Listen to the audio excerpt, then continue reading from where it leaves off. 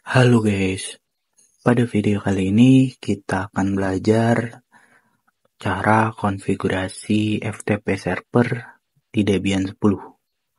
Sebelumnya, apa sih FTP server itu?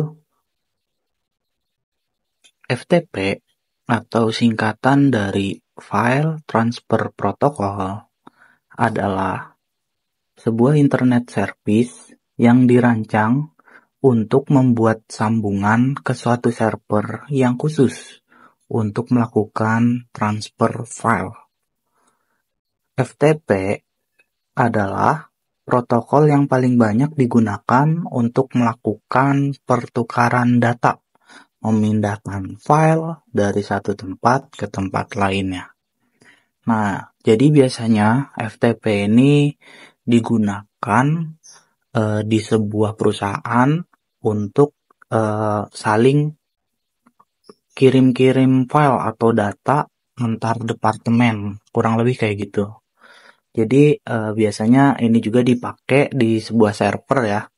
Dan di industri saat ini juga masih ada yang menggunakan FTP walaupun banyak yang sudah beralih ke file server juga NFS. Oke, kita langsung saja ke videonya. Di sini saya sudah menghidupkan Debian 10-nya ya. Langkah pertama itu teman-teman login dulu ke dalam Debian ya. Sorry, salah password saya. Oke, jangan lupa teman-teman masuk sebagai akun root ya. Nah, setelah itu kita jangan langsung melakukan konfigurasi.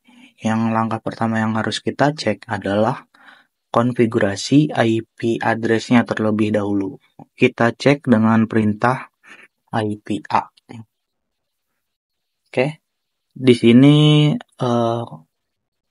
IP address-nya sudah saya konfigurasi. Jika teman-teman belum melakukan konfigurasi IP address, teman-teman bisa lakukan dengan perintah nano /etc/network/interface. Nah, teman-teman lakukan konfigurasi IP address di sini. Atau jika teman-teman bingung, teman-teman bisa lihat video di playlist ini ya. Tinggal dipilih aja yang cara konfigurasi IP address di Debian. Oke, kita lanjut ke langkah instalasinya. Karena di sini saya menggunakan repository offline atau repository yang saya gunakan adalah DVD 1, 2, dan 3 dari Debian 10. Jika teman-teman belum memilikinya, silakan download di link yang di deskripsi ya. Oke, karena kita menggunakan repository offline, jadi kita harus masukkan CD-nya dulu dengan perintah apt min cd-rom spasi add. Oke, sorry. Jangan langsung di enter dulu ya. Kalau langsung di enter pasti error kayak gini. Langkah pertama kita masukkan CD-nya dulu. Cara masukin CD-ROM-nya itu karena di sini VirtualBox, jadi kita masuk ke menu device dari VirtualBox ini. Lalu ada optical drive. Tapi jika kita menggunakan komputer asli untuk lakukan konfigurasi, kita bisa masukkan CD-nya ke dalam CD-ROM seperti biasa. Oke, lalu pencet aja, nanti bakal ke ke checklist ya atau ke centang. Jika tidak ada nama DVD 2 kayak gini, teman-teman pilih yang menu choose a disk file ini. Nah, di sini cari file tempat penyimpanan dari DVD 2-nya. Begini ya, tinggal di open. Nah, nanti kalau kalian lihat lagi ke device, lalu optical drive, di sini akan kecentang. Kurang lebih kayak gitu. Baru teman-teman bisa lakukan enter dengan perintah apt-min-cd-rom add. Kita tunggu prosesnya. Oke, prosesnya berhasil ya. Repeat this process for the rest of the CD in your set. Nah, kalau ada kayak gini, ini tandanya kita sudah berhasil. Tapi jika belum berhasil, nggak usah khawatir. Teman-teman ulangin aja lagi apt-min-cd-rom add. Nah, soalnya kadang suka emang nggak tahu kenapa suka ngebug ya VirtualBox, makanya diulangin lagi. Kalau disuruh repeat kayak gini, ini udah berhasil. Kok bisa tahu sih? Cara ngeceknya itu tinggal di cat /etc/apt/sources.list. Nah, di cat/etc/apt/source list, teman-teman bisa lihat di sini yang tidak ditandain pagar nih.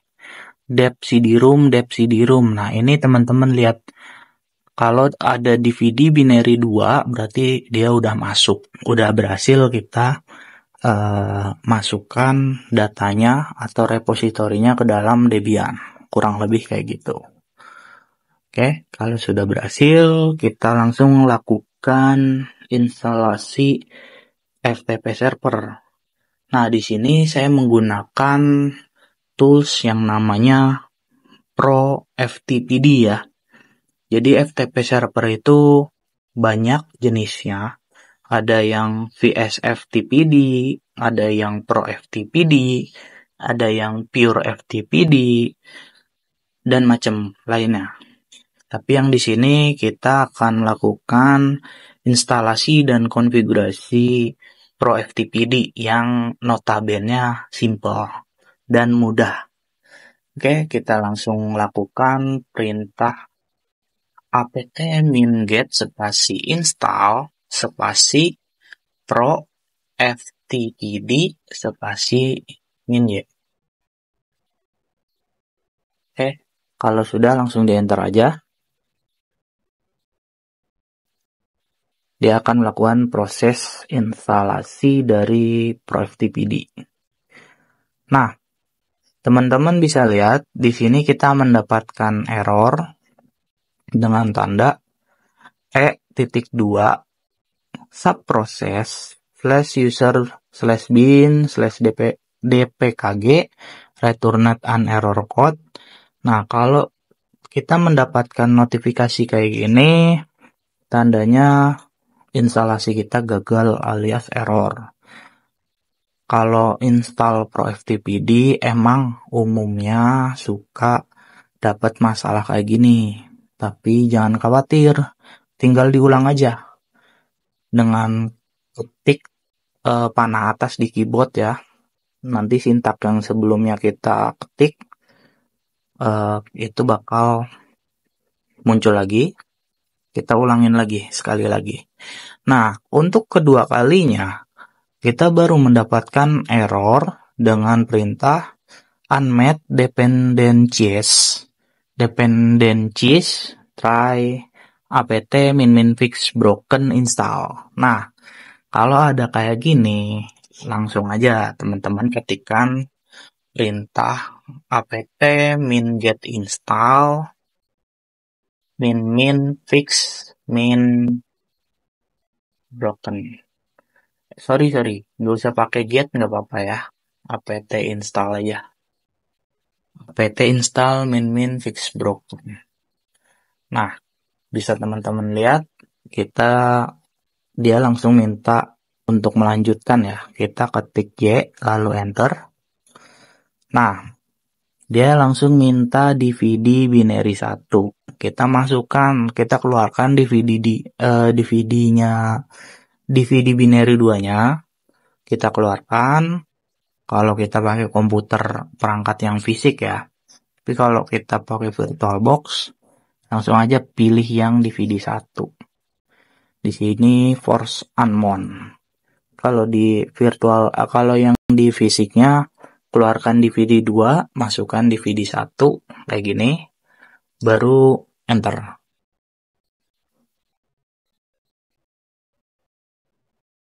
Nah, Kalau nggak ada error, kayak gini contohnya, processing triggers.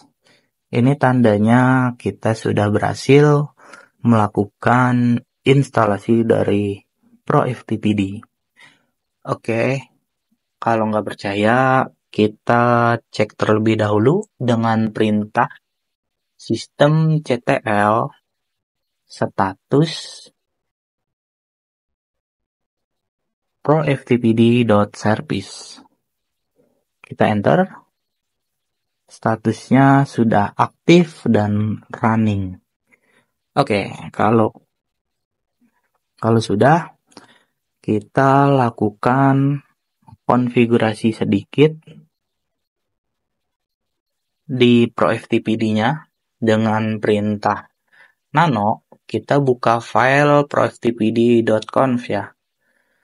Filenya itu ada di /etc/proftpd/proftpd.conf. Perintahnya kita menggunakan text editor nano. Jika teman-teman nyaman dengan Vim atau V ya silakan, mangga. Kalau saya biasa pakai nano, jadi saya makainya nano. Nano spasi /etc/proftpd/proftpd.conf. Kita enter aja, maka file proftpd.conf itu akan terbuka. Lalu di sini kita cari default root. Mana default root? Kalau bingung carinya ctrlw ya. ctrlw kita ketik D-nya gede. Default aja kita ketiknya. Mana? Oh. Kalau nggak ketemu kita ketik default root. Mana? Sepertinya kita harus dari atas.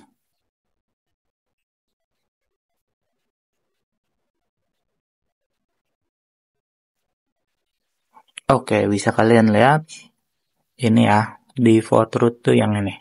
Kita hapus tanda pagernya. Terus ini adalah sebagai direktori untuk penyimpanan dari FTP servernya. Jadi kalau kita pakai login sebagai user biasa, ini akan disimpan di folder user kita, yaitu /home/user. Tapi kalau misalnya kita punya user sendiri, contohnya tkj, berarti dia bakal kesimpan di /home/tkj, kurang lebih kayak gitu.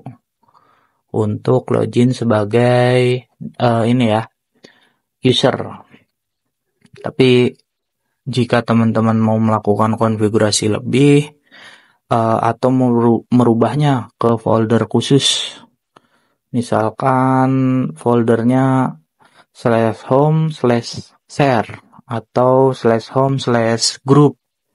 Nah ini bisa dirubah aja langsung jadi /home/group misalkan ya, atau /home/share. Ini namanya foldernya bisa barengan untuk semua user dari masing-masing departemen di sebuah perusahaan, kurang lebih kayak gitu.